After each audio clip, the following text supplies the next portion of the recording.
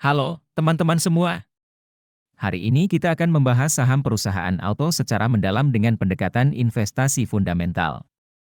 Jadi, yuk kita kupas tuntas dan tele-tele. Pertumbuhan pendapatan auto selama 1 tahun terakhir meningkat sebesar 0,4% dari 18.580 miliar rupiah menjadi 18.649 miliar rupiah. Jika kita lihat dari rata-rata pertumbuhan pendapatan selama 5 tahun terakhir, CAGR, perusahaan ini tumbuh sebesar 4,0%. Ini menunjukkan bahwa auto memiliki performa pendapatan yang stabil dan terus mengalami peningkatan dari tahun ke tahun. Laba bersih auto juga menunjukkan performa yang sangat baik. Dalam 1 tahun terakhir, laba bersih meningkat signifikan sebesar 26,8% dari 1.474 miliar rupiah menjadi 2.013 miliar rupiah. Secara historis, rata-rata pertumbuhan laba bersih selama 5 tahun terakhir, CAGR, mencapai 24,2%. Ini artinya, kemampuan auto dalam menghasilkan laba bersih terus mengalami peningkatan yang sangat baik. Dilihat dari sisi profitabilitas, auto juga menunjukkan performa yang sangat menggembirakan. Gross profit margin perusahaan meningkat dari 14,5% menjadi 16,5%, sementara net profit margin naik dari 7,9% menjadi 10,8%. Ini menandakan bahwa efisiensi dan kemampuan perusahaan dalam menghasilkan laba semakin baik. Jika kita melihat dari sisi return on asset, ROA, dan return on equity, ROE, auto juga menunjukkan performa yang solid. ROA meningkat dari 7,2% menjadi 9,4%, sementara ROE naik dari 11,1% menjadi 13,8%. Ini menunjukkan bahwa perusahaan mampu menghasilkan imbal hasil yang semakin baik bagi para pemegang saham. Dari sisi kesehatan keuangan, auto memiliki posisi yang sangat baik.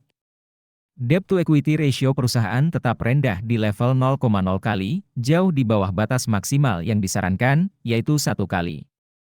Ini menunjukkan bahwa struktur permodalan auto sangat sehat. Jika kita tinjau dari skor kerangka investasi fundamental ala Warren Buffett, sang investor legendaris, auto mendapatkan skor 4 dari total 6 poin. Ini berarti perusahaan ini tergolong dalam kategori yang baik dan layak untuk dipertimbangkan sebagai investasi. Untuk melihat penjelasan detailnya, kalian bisa unduh aplikasi investor yang linknya ada di deskripsi. Nah, kawan-kawan, sekarang kita akan membahas tahap yang paling dinanti-nanti, yaitu valuasi saham auto. Valuasi adalah proses menentukan nilai intrinsik suatu perusahaan berdasarkan berbagai faktor, seperti proyeksi kinerja keuangan, kondisi industri, dan prospek masa depan. Margin of safety adalah selisih antara nilai intrinsik perusahaan dengan harga pasarnya saat ini. Semakin besar margin of safety, semakin aman suatu investasi. Berdasarkan analisis valuasi dengan pendekatan price to book value, PB, BEN, nilai wajar, fair value, saham auto adalah Rp1.681. Saat ini, harga saham auto berada di level Rp2.050, sehingga margin of safety-nya adalah minus 22,0%. Ini berarti harga saham auto saat ini sedikit overvalued.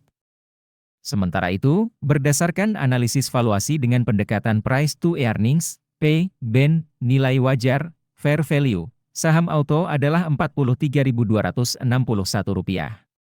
Saat ini, harga saham auto berada di level Rp2.050, sehingga margin of safety-nya adalah 95,3%.